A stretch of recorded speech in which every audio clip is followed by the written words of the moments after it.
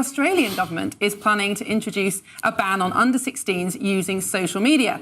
Prime Minister Anthony Albanese claims it's causing harm to young people's mental health, and he's announced plans to trial the use of age verification technology to stop under-16s getting on platforms like Instagram and TikTok. So should the UK follow suit? And if so, is this the age bracket that we should be aiming for? Well, Jake, this is a topic very close to my heart. I have become fully convinced that social media, smartphones are one of the primary causes of mental health problems in children and many other serious problems beside. Lots of governments are starting to talk about this, but the Australians are well ahead in their use of legislation. What do you think about this issue? Well, I think you're right. I mean, I've got 3 young children and I'm really concerned about, I mean, they're too young to be on social media, but I'm really concerned about what lies ahead for them.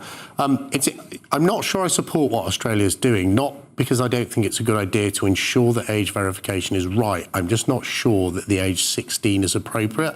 But that's progress. If we effectively, as I do, accept the point that we need some sort of control, then we can move to a proper debate about whether that's 16, 14, 13, whatever it may be.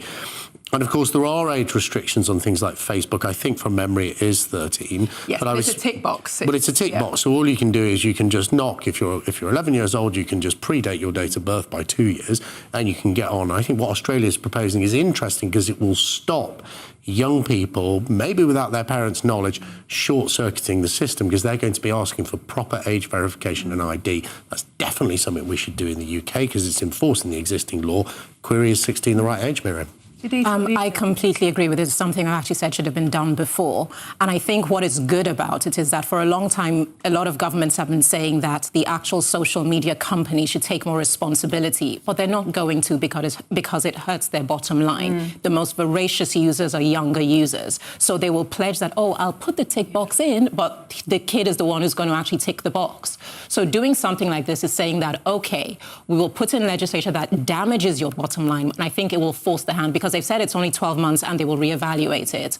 But I think it will scare the life out of social media companies. So they will really be more hands-on about protecting younger people because I think social media is the underworld for younger people. Absolutely. And it's not just mental health. I mean, if you look at charts of educational attainment across the world, they start falling from 2010 and then collapse from 2014. I mean, this is affecting everything about our children's lives. But the question is, Jake, how do we do it? Because this has been the conversation for a long time. And especially people on the right have said, we can't invade people's privacy. We can't expect adults to give all their details to tech companies. I think the Australian idea is a bit like, facial recognition when you open your iPhone. Do you think that's appropriate? Do you think that's too invasive?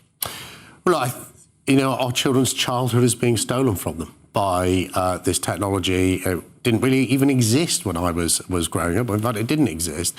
We've got to do something about it. Children, their mental health, their academic attainment is so important to the future of our country. Now, I'm a libertarian. I believe in freedom. I don't think we should be in the business of banning things, but I think some things are so important. And there's all sorts of things we don't allow you to do. You can't smoke at 16. You can't drive a car. You can't drink. Arguably, you could put social media in the same sort of level of harms of some of those concerns we have about young people protecting their health. I think it's the right thing to do. I'm really, really sorry, Miriam, and I know you were a big promoter of it when we were in government, that we didn't make more progress on it. Indeed, but a Labour MP, Josh McAllister, has actually brought forward a private member's bill to ban mobile phones properly in schools and to do a couple of other things around changing algorithms. So there is some support from this, on the Labour backbenches at least.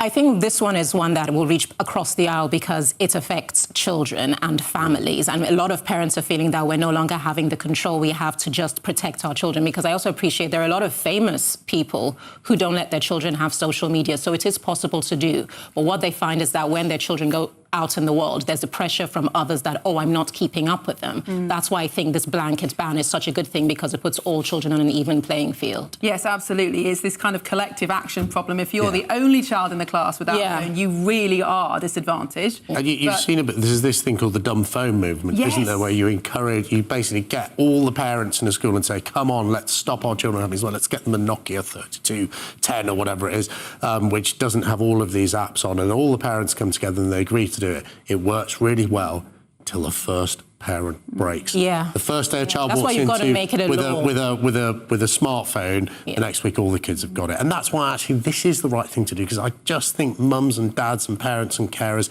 they just need the government on their side with this to help them win the battle with their children. And I always compare it to things like road regulation. Yes, of course it's parents' job to teach children to cross the road safely. But if there were no speed limits, if there were no traffic lights, if there were no laws against safety, you couldn't do it. Yeah, you need. But I do agree that dumb phone thing is a great idea because you do, for instance, like when my parents were abroad and we were in school, you need to be able to call your kid at a point. So they should have a phone. And you're teaching them about technology and interconnectivity, yes. But keep it so rudimentary that it doesn't pose a threat beyond just communication. I think there's also quite an interesting geopolitical aspect to this that certainly the states have picked up on, which is the TikTok, which is one of the most widely used platforms. I think actually British children are some of the heaviest users of TikTok, is owned or at least probably controlled by the Chinese government. And we're letting an enemy, let's be honest, into our children's bedrooms, into our children's minds.